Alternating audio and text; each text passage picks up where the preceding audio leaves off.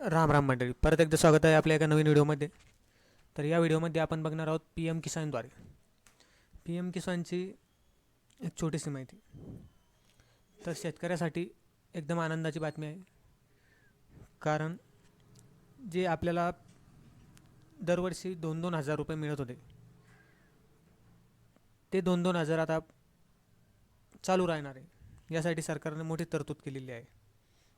P M किसान सन्मान निधी योजना पुढील 5 वर्ष 2026-27 म्हणजे 2030पर्यंत 31पर्यंत यासाठी वाढ झाली आहे.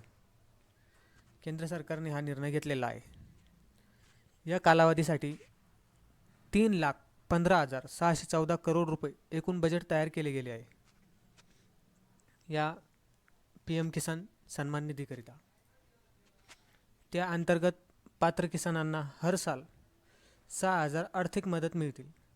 म्हणजेच आपल्याला जसे या अगोदर 2-2 हजार मिळायचे आर्थिक, तसेच ही योजना पुढेही चालू राहणार आहे. त्याकरता केंद्र सरकारने या योजनेला पात्रता दिलेली आहे. आता आपल्याला यावर्षी सुद्धा प्रत्येक वर्षी शेतकऱ्यांना 6,000 रुपये आर्थिक मदत मिळत राहील. तर छोटीशी माहिती होती या व्हिडिओच्या माध्यमातून आपणास सांगण्यात आली. अजूनपर्यंत नवीन फॉर्म किंवा नवीन KYC अशी काही गाईडलाईन्स केंद्र सरकारने दिलेली नाही.